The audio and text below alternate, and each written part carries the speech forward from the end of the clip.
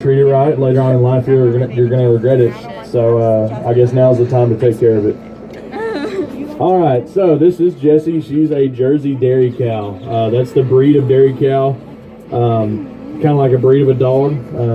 It's just Jersey. So I'm sure y'all seen the big black and white cows before, like Chick-fil-A cows. Yeah, those are Holsteins. They're big. They're probably about this much taller than Jessie. They're the biggest dairy breed. There's more of those than all the other dairy breeds combined. But Jessie's the second most popular breed. She makes the richest and creamiest milk. They have a lot of extra once they process it to make whipped cream, ice cream, butter, things like that. So they make about 2,200 gallons of milk a year on average. Sometimes they'll make 4,000 like the Holsteins will. But yeah, the flies. Should have sprayed her with fly spray.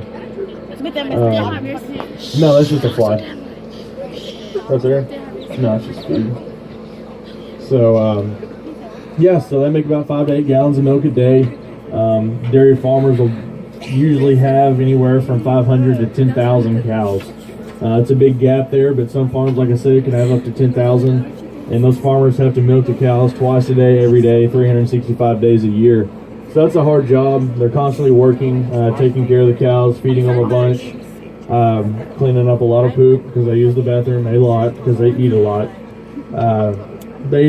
She'll probably eat about 50 pounds of feed a day. When I say feed, that's either oats, wheat, corn, things like that, along with hay. So hay is about half their diet.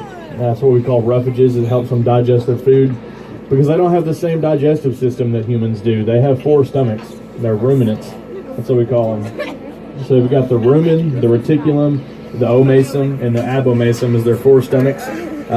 When they chew up food at the beginning, they don't chew it very well because they don't have a whole lot of teeth. So once they swallow it, it goes into their first and their second stomachs. Then they regurgitate it back up into their mouth, chew on it again when it's softer from being in their first and second stomach. It helps them digest it better, be able to chew it up more. And then they'll swallow it again and it goes into their third and their fourth stomachs where they digest it into their blood and body through the intestines. After it's digested into their blood, it flows back here to the udder. The udder is where the milk is made and stored. The udder is divided up into 4 quarters. Each quarter has 1 teat. You have to milk all 4 to get all the milk out. You can't just milk one. It's not one big compartment. It's actually 4. So you got to milk all 4 teats to get all the milk out. It takes about 500 to 600 gallons of milk flowing through the cow to make 1 gallon of milk, or through the udder. So they're working pretty hard. I know I got a question earlier about why does she look so skinny. So y'all know that she eats about 50 pounds of feed a day. She'll drink about a bathtub full of water, 35, 40 gallons of water a day. But she's working constantly making milk. That's a characteristic of a dairy cow. They put all their nutrients and stuff that they get from eating into making milk, and they hold just what they need for themselves to survive. So that's why she looks skinny. She's using all of her energy and everything making milk. That's why she's not fat. So if you ever see a fat dairy cow, it's not a good dairy cow because they're not making milk. So yeah, they, like I said, about 5 to 8 gallons a day. That's about 60, maybe even 80 pounds of milk a day. Each gallon of milk weighs 8.62 pounds. So if y'all want to go home and curl your gallon of milk, you know how much it weighs, and then you can drink it afterwards if it's chocolate milk and have a good recovery drink. So chocolate milk, like I'm saying, I'm sure y'all seen a lot of athletes drinking chocolate milk, maybe after a game, after a workout, seeing commercials with it and stuff. We work with Baylor and Texas Tech football. I'm actually stationed out of Lubbock, so I work with Texas Tech, promoting the football team's use of chocolate milk.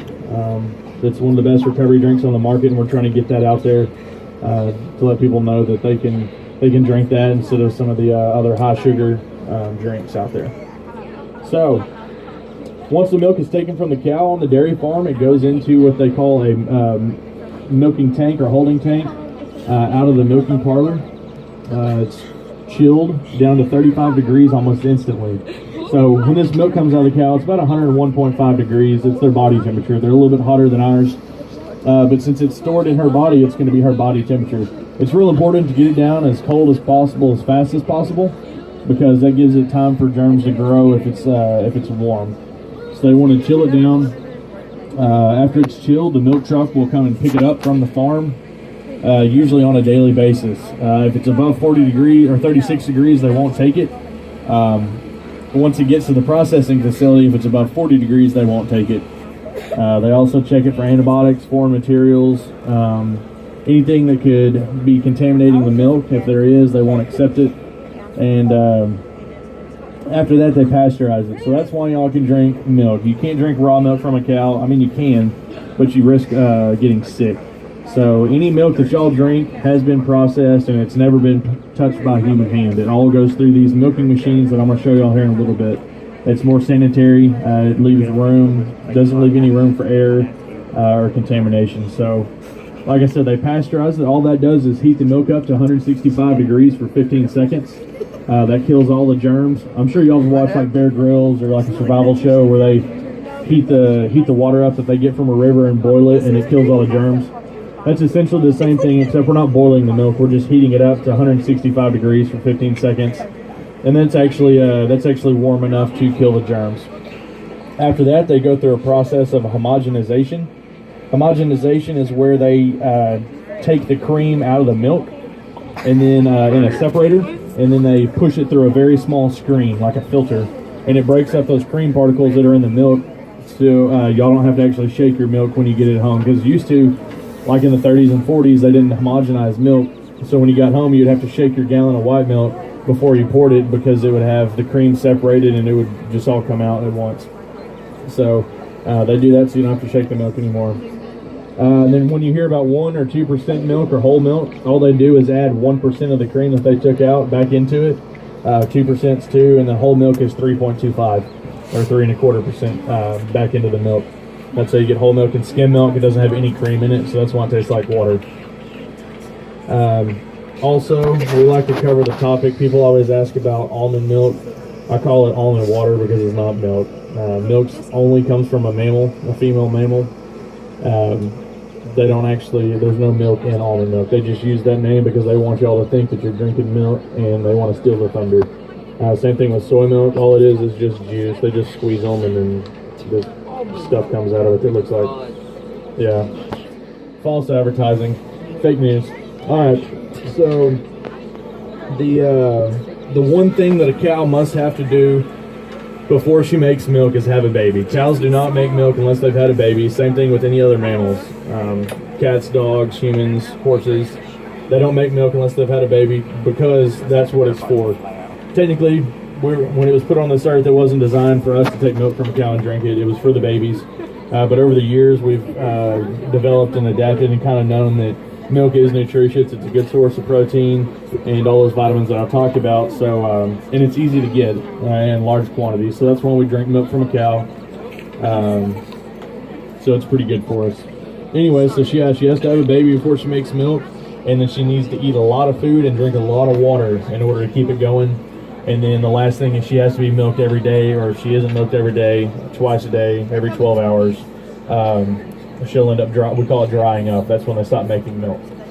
So they'll make milk for about 10 months, and then we let them rest out in a pasture. We call it the dry pasture.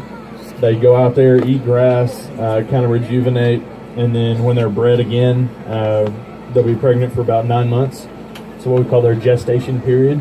After about 9 months, they'll have the calf, and then they'll begin making milk again until that 10-month time frame.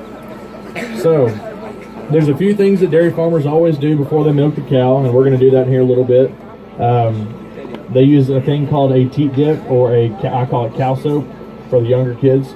All it is iodine. They use that in hospitals, so when people have car wrecks or something like that, they have cuts, scrapes, they use that to sanitize their wounds, get all the germs out of it,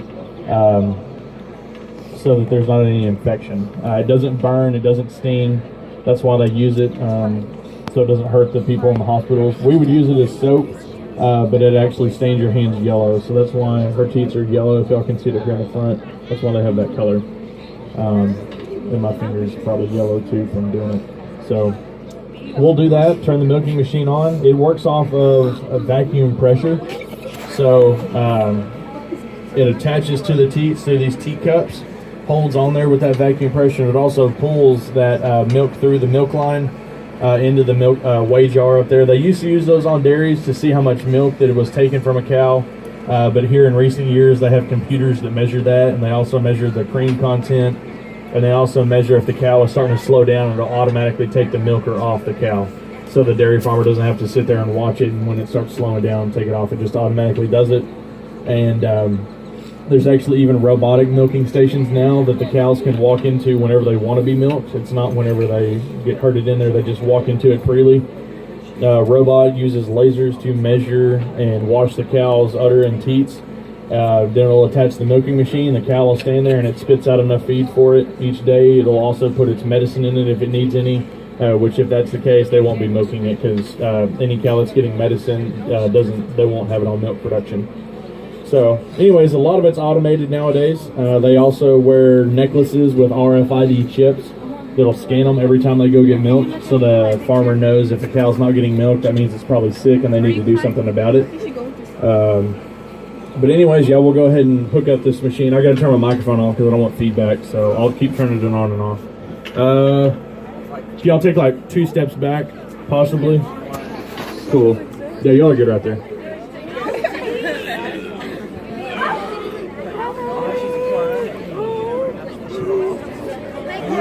Alright, so this is the teat dip that I was talking about. It's just iodine. We turn it sideways and dip like that. That's what it looks like. What's on my finger, Jello? It's iodine. Yeah, that's what the whole spiel I talked about. So we're gonna dip them, make sure they're clean. Every dairy farm does that before and after.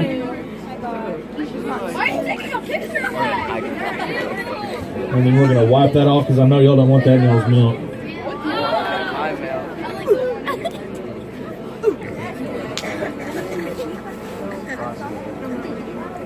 Alright, so the next process, did y'all think we still milk cows by hand?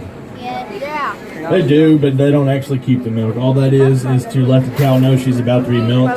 It lets the chemical reaction go off to their brain that they settle down, they let us, remember I said they got to be calm, they got to be able to let us have the milk. So we'll go ahead and hand milk, and y'all kids in the back, I'm sorry, y'all won't be able to see it. Oh, can I do that? Machine does, it's actually more gentle on the cow because it is just vacuum pressure. It's not like me pulling on it, it's more gentle. But now she knows she's about to be milked, so we'll go ahead and turn this on, and y'all watch up there on the top of the jar for it to come out.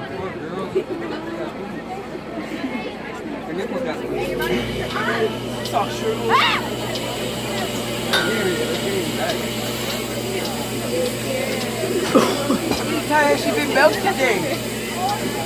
No. Come on, girl.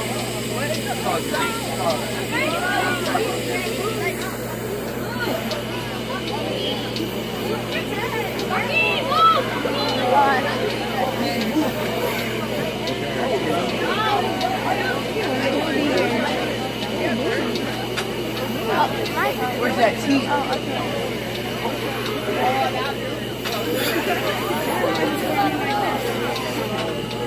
You keep on pouring that milk, girl. Oh, look at that.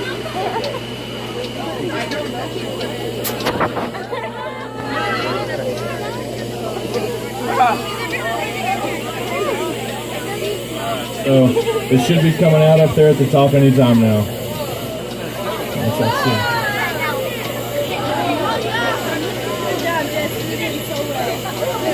There it is.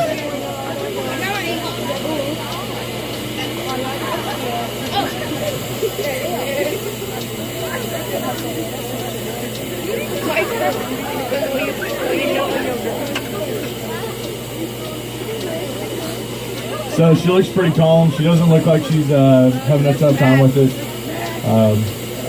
Like I said, it's relaxing. They don't want to carry around. She doesn't look mad. If she's mad, her eyes would be real wide and she'd be going all over the place, kicking, jumping. So. Oh! So, Whoa! You don't like that? hey John, are we gonna milk her out? All right, so we don't have any more presentations today, so we're gonna go ahead and take all the rest of the milk out. She doesn't want to carry around all that extra weight because that's pretty heavy for her to carry around. That's like 60 extra pounds. So she's ready to get rid of it.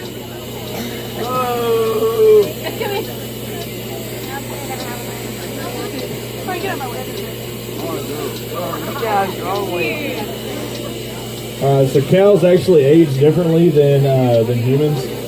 For every 1 year of ours, they age 12. So she's 2 years old in human years, but she's really 24 in cows.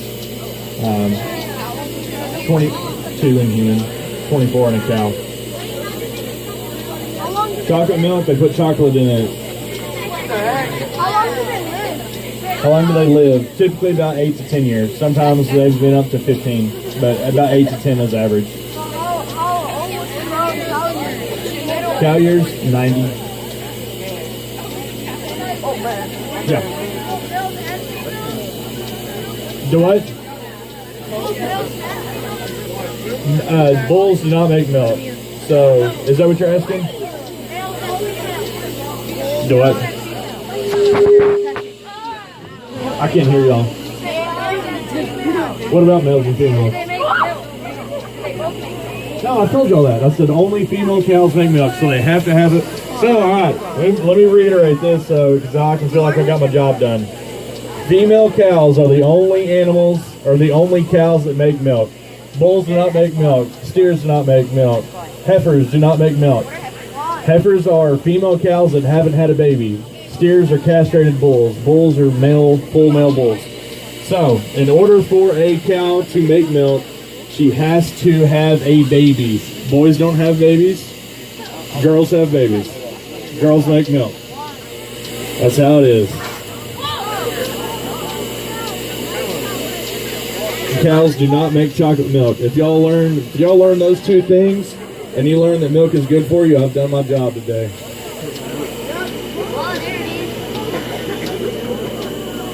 Oh!